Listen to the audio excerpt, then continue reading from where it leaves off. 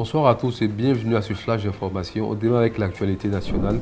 Le président de la République, son Excellence M. Alassane Ouattara, a présidé ce mercredi 12 juin 2024 un conseil des ministres au palais de la présidence situé au plateau.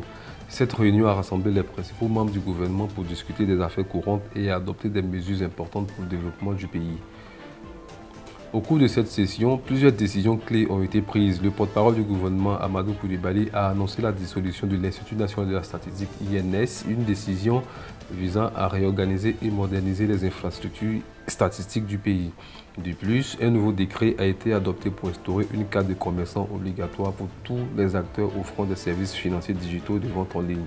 Cette mesure a pour but de renforcer la traçabilité des transactions commerciales et de lutter efficacement contre la fraude fiscale, le blanchiment d'argent et le financement du terrorisme. On poursuit avec les audiences de la Première Dame. La Première Dame, Mme Dominique Ouattara, a reçu mardi Harry Roselmack, journaliste et réalisateur, accompagné de Raymond Goudou Kofi, ministre-gouverneur du district des Lacs. Harry Roselmack, en visite pour le forum Retour à la patrie, a exprimé son admiration pour les actions de la Première Dame en faveur des femmes et des enfants et a promis de visiter l'hôpital mère-enfant de Bergerville. La Première Dame a également rencontré Maminiana Ravatomanga, consul honoraire de la Côte d'Ivoire à Tanarive et PDG du groupe Sodiat.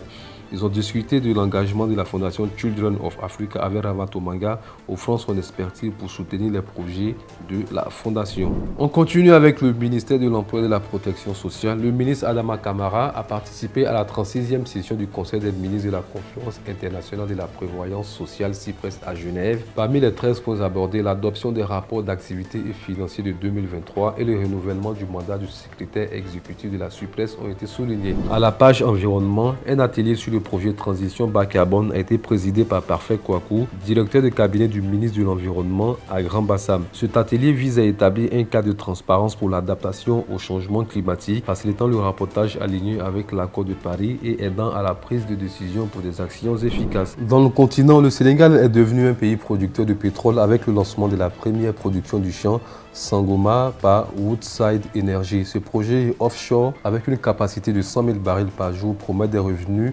annuels de 1 milliard d'euros sur 30 ans. Le FPSO Léopold Sédar Senghor, qui sera au cœur de cette exploitation, a une capacité impressionnante de traitement de pétrole brut, de gaz et d'eau. Cette production sera destinée à l'exportation ainsi qu'à la consommation domestique, apportant ainsi des revenus considérables à l'économie sénégalaise. Au RDC, un naufrage sur la rivière Kwa a fait plus de 80 disparus et une centaine de rescapés. Une des deux baleinières en route vers Kinshasa a percuté un obstacle après une panne de moteur causant le drame. La navigation nocturne est pointée comme une des causes principales.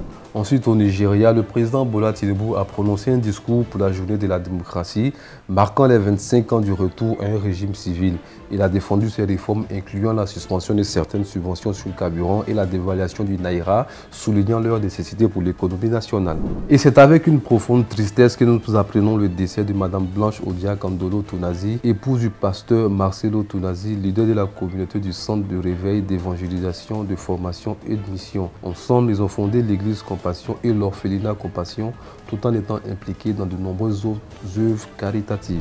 On ouvre la page sport avec le championnat d'Afrique d'escrime. La Côte d'Ivoire s'est distinguée au 22e championnat d'Afrique d'escrime à Casablanca, remportant 3 médailles. Maxime Isabelle Esteban, médaille d'argent au fleuret dames. Bédi Paul Alex Begré, médaille de bronze à l'épée homme. Jérémy Fafa Kiruel, médaille de bronze au fleuret homme. Et on termine ce flash d'information avec les éliminatoires de la Coupe du Monde 2026. Le match entre le Gabon et la Gambie a été interrompu pendant 30 minutes en raison d'une coupure d'électricité. Les projecteurs se sont éteints, stoppant le jeu temporairement. Il s'agit d'un délestage en électricité, et ce sous les yeux accablés du général de brigade Brice Clotaire Oligui Nguema. C'est tout pour aujourd'hui. Merci de nous avoir suivis et restez connectés sur Aminata 24 pour d'autres informations.